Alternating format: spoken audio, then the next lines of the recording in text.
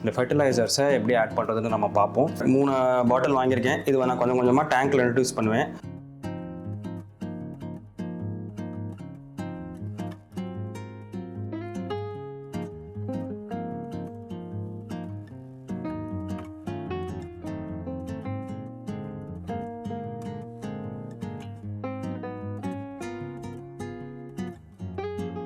ஆனால் இது இந்த ரெண்டுகளோட சேர்த்து கொஞ்சம் கொஞ்சம் ஆட் பண்ணிக்கணும்.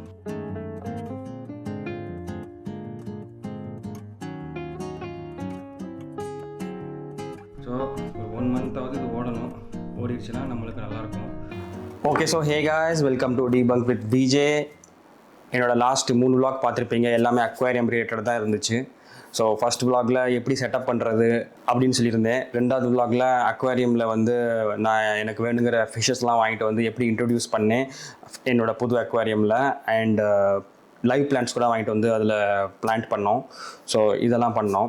இப்போ 3rd vlogல ஜஸ்ட் செகண்ட் டே அப்டேட் மாதிரி போட்டேன். ஸோ இப்போ என்னென்னா அந்த பிளான்டிங் ஃபிஷ்ஷஸ்லாம் இன்ட்ரடியூஸ் பண்ணதுக்கப்புறம் ஒரு 2 weeks ஆச்சு. இப்போ vlogோட டேட் கொஞ்சம் முன்ன பின்ன இருக்கும். பட் ஆனால் இப்போ ஆக்சுவலாக 2 weeks ஆச்சு. டோட்டலாக என்னோட டேங்கோட டைம் ஸ்பேன் 1 month ஆச்சு ஸ்டார்ட் பண்ணி. இப்போ ஃபிஷ்ஷஸ் அண்ட் பிளான்ட்ஸ்லாம் இன்ட்ரடியூஸ் பண்ணி ஒரு 2 weeks ஆச்சு. ஸோ இப்போ என்னென்னா அந்த ப்ராப்பராக அந்த லைட்லாம் கொஞ்சம் இருந்தனால அதில் இருந்த பிளான்ட்ஸ் இருக்கிற வாட்டரோட இருக்கிற சோர்ஸை வச்சு அது கொஞ்சம் வளர்ந்துருச்சு, நல்லா மேலே வரைக்கும் வந்துருச்சு. நான் அதை காமிக்கிறேன். பட் கொஞ்சம் வீக்காக இருக்குது. நான் அதில் எப்படின்னா அந்த இலையெல்லாம் கொஞ்சம் ஒயிட்டாக இருக்கும், பெருசாக வரும்ல, அந்த மாதிரி வந்திருக்குது. பட் அதுக்கு எந்த ஒரு நியூட்ரியன்ஸோ இல்லை ஃபெர்டிலைசர்ஸோ நான் எதுவும் போடலை. பட் ஆனால் அதுக்கு நான் இப்போ ஒன்று வாங்கிட்டு வந்திருக்கேன். அது ஒன்று காமிக்கிறேன் நான், அது என்ன நான் வாங்கி வச்சுருக்கேன்னு. ஸோ அதை தான் நான் இனிமேல் கொஞ்சம் கொஞ்சமாக இன்ட்ரடியூஸ் பண்ணணும். பட் ஆனால் இந்த 2 weeksல கொஞ்சம் ஆல்கேலாம் ஃபார்ம் ஆகிருக்கு. ஆல்கேனா அந்த டேங்க்கில் ஒரு மாதிரி ஒன்று படியும். ஸோ அதெல்லாம் ஃபார்ம் ஆகிருக்குது. ஸோ அதெல்லாம் எப்படி க்ளீன் பண்ண போகிறேன் அதெல்லாம் உங்களுக்கு காமிக்கிறேன். அண்ட் ஆமாம், கொஞ்சம் இந்த தடவை நான் வாட்டர் சேஞ்ச் பண்ணுவேன். வாட்டர் சேஞ்ச் பண்ணிவிட்டு குளோரின் கொஞ்சம் ஆட் பண்ணுவோம். அதுக்கப்புறம் இந்த ஃபெர்டிலைசர்ஸை எப்படி ஆட் பண்ணுறதுன்னு நம்ம பார்ப்போம். Okay, let's go. இதுதான் அந்த ஃபெர்டிலைசர்ஸ். இது 3 இது இருக்குது. என்னென்னா ஃபஸ்ட் எடுத்தோன்னு என்னென்னா இதெல்லாம் 100 ml சம்திங். ஸோ ஆக்சுவலாக என்னென்னா நிறைய கம்பெனிஸ் இருக்குது இந்த நியூட்ரியன்ஸ்லாம், அந்த ஃபர்டிலைசர்ஸு, அக்வேரியம் ஃபர்டிலைசர் செய்கிறது. என்னது 2HR 3HRன்னு சொல்லிட்டு ஒரு கம்பெனி இருக்குது. அப்புறமா மெயினாக நான் முன்னாடி யூஸ் பண்ணதெல்லாம் என்னென்னா ஃப்ளோரிஷ் அப்படின்னு சொல்லிட்டு ஒரு கம்பெனி. அந்த கம்பெனியோட கொஞ்சம் எக்ஸ்பென்சிவாக இருக்கும். அது மேட் இன் USA போட்டு வரும். ஸோ அங்கேருந்து தான் வரும். கொஞ்சம் எக்ஸ்பென்சிவாக இருக்கும். ஒரு பாட்டிலே 1000 ரூபா அப்படிக்கிட்ட இருக்கும். பட் ஆனால் அது போட்டோம்னா ஆல் இன் ஒன் ஃபர்டிலைசர் மாதிரி நல்லா கார்பனும் அதுலேருந்து இன்ட்ரடியூஸ் பண்ணும், ஃபெர்டிலைசர்ஸும் இருக்கும் பிளான்ட் க்ரோத்துக்கு. இந்த மாதிரி அனுபியஸ், நானா, இந்த மாதிரி பிளான்ட்ஸ்லாம் அதில் ஈஸியாக வளர்க்கலாம். ஜவா ஃபர்ன் இதெல்லாம் ஈஸியாக வளர்க்கலாம், நல்லா க்ரோவும் ஆகும். இந்த தடவை நான் அது வாங்கலை. பட் அதுக்கு பதிலாக இந்த மைக்ரோ நியூட்ரியன்ஸ், மேக்ரோ நியூட்ரியன்ஸு, அப்புறம் கம்ப்ளீட் அப்படின்னு சொல்லிட்டு இருக்கும்போது அந்த மாதிரி இருக்கிறத நான் தேடினேன். ஸோ இப்போ என்னென்னா இது ஆக்வா வைட்டல்ஸ் தெரியுதா? இந்த புசுக்குன்னு அமுக்குவாங்க பாருங்கள். இது ஒரு தடவை அமுக்கணும்னா 4 ml 2 ml சம்திங் வரும். ஸோ இதுதான் அது. இது நம்ம இதோட மூடியை கலட்டிட்டு இதை நம்ம வச்சிடணும். ஸோ ஒரு ப்ரெஸ்ஸுக்கு எவ்வளோ ml தான் வரும் அப்படின்னு சொல்லிட்டு இருக்கும்.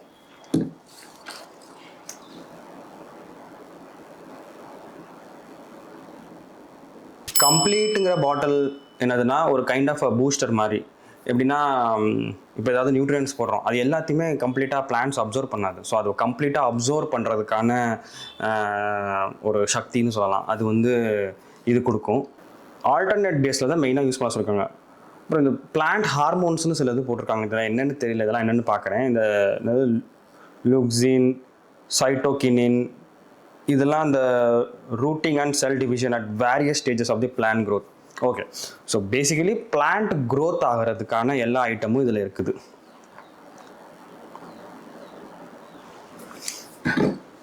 அடுத்தது பார்த்தோம்னா மைக்ரோஸ்.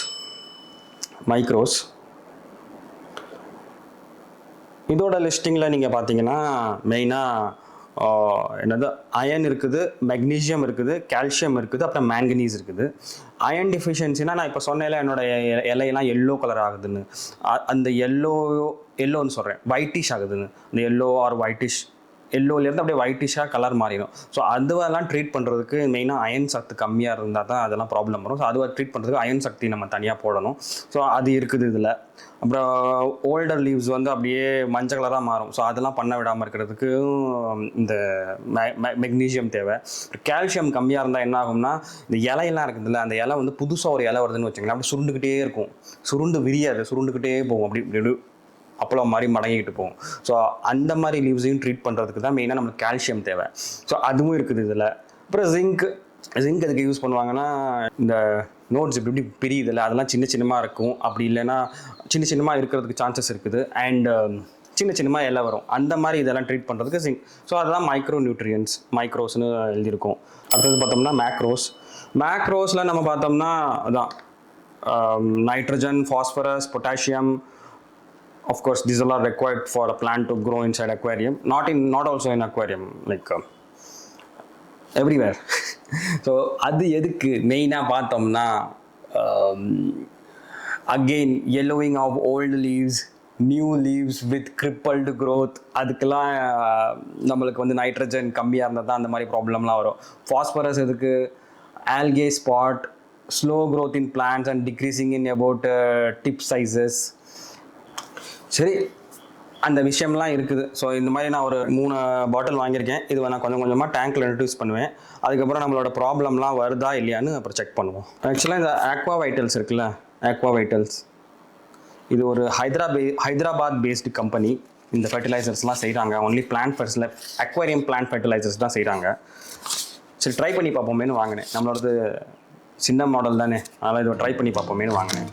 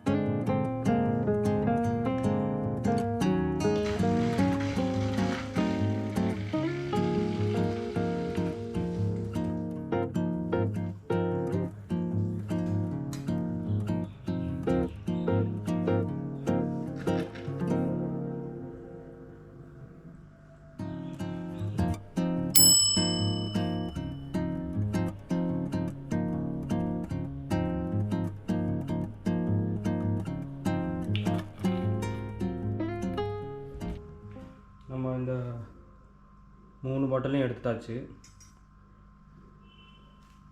அக்வா வைட்டல்ஸோடது இப்படி தான் இருக்குது. 3 ஐட்டம் எடுத்துகிட்டு வந்துட்டேன், macros, complete and micros. Okay, இப்போ இவங்க என்ன சொல்கிறாங்கன்னா இதை எப்படி யூஸ் பண்ணணும்னு. இது இருக்குல்ல மைக்ரோஸும் மேக்ரோஸும் ஒன்றா ஊற்றக்கூடாதான் ஒரே நாளில். ஆல்டர்னேட் டேஸில் ஊற்றணுமா. இது ஒரு நாள் ஊற்றினா இது இன்னொரு நாள் ஊற்றணும். ஆனால் இது இந்த ரெண்டுகளோட சேர்த்து கொஞ்சம் கொஞ்சம் ஆட் பண்ணிக்கணுமா. ஆமாம், ஒரு பம்பில் 1 ml கிட்ட வருமா. 100 ml ஈக்குவலான வாட்டரில் நம்ம அதை ஆட் பண்ணணுமா.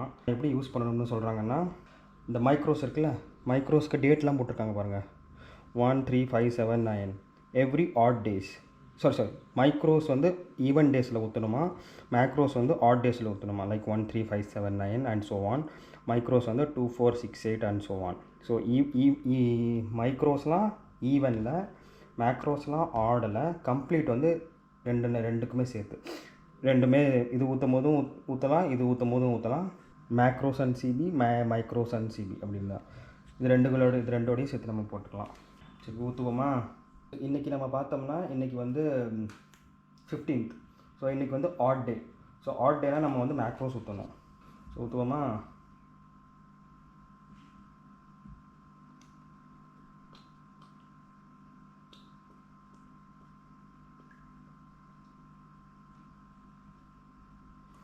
ஒரு ப்ரெஸ் பண்ணியாச்சு. அடுத்தது வந்து நம்மளோட இந்த கம்ப்ளீட்டு.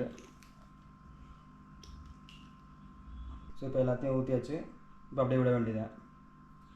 டெய்லி இதே மாதிரி கொஞ்சம் கொஞ்சமாக ஊற்ற வேண்டியதான்.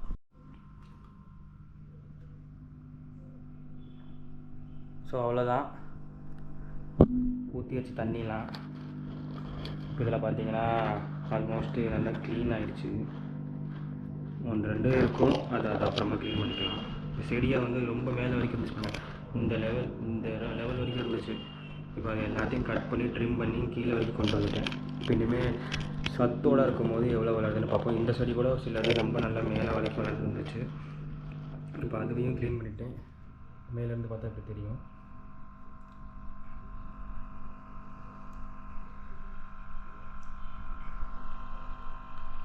இப்போ பார்ப்போம் அடுத்தது. இப்போ இங்கிட்ட பார்த்தீங்கன்னா இந்த மரத்தில் பாருங்களேன், வெள்ளை கலரில் ஒன்று தெரியுது கோடு மாதிரி. அது என்ன தெரியுமா, அது வேர். மேலே என்ன பாருங்களேன், வேர் ஒட்டிக்கிட்டு வருது. இது உங்களுக்கு தெரியுதான்னு தெரியல, நான் ஃபோனில் ஃபோட்டோ கண்டிப்பாக எடுத்து அதில் கொடுக்குறேன். நல்லா ஒட்டிக்கிட்டு அதோட சேர்ந்து வளருது வேர். சூப்பராக இருக்குது பார்க்குறதுக்கே. அங்கெல்லாம் வருது. இன்னொன்று ஒரு ட்ரிஃப்ட் வுட்டு இல்லைனா அந்த கல் வாங்கிட்டு வந்து வச்சிட வேண்டியதுதான். சூப்பராக இருக்கும். பார்ப்போம். அங்கே எல்லாம் மேய்து பாருங்கள், மேலே போய் செடியில் இருக்கிற அழுக்கெல்லாம் திங்குது, பசிக்குது போல். அப்புறம் அந்த அக்வா வைட்டல்ஸ் எல்லாம் ஊற்றியாச்சு. சரி, இதுவுமே ரெகுலராக ஊற்ற வேண்டியதுதான். என்ன நடக்குதுன்னு பார்ப்போம்.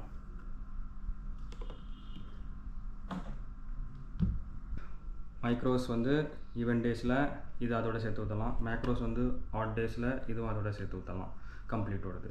ஸோ ஒரு 1 மந்த்தாவது இது ஓடணும். ஓடிடுச்சுன்னா நம்மளுக்கு நல்லாயிருக்கும். பிளான்ட்ஸ்லாம் எப்படி வளருதுன்னு பார்ப்போம். முன்னாடி எப்படி வெள்ளையெல்லாம் வந்துச்சு, அந்த மாதிரிலாம் வராமல் ஓகேவாக வந்துருச்சுன்னா நம்மளுக்கு நல்லது. சரி, அடுத்த விளாக்லாம் பார்ப்போம். பாய்.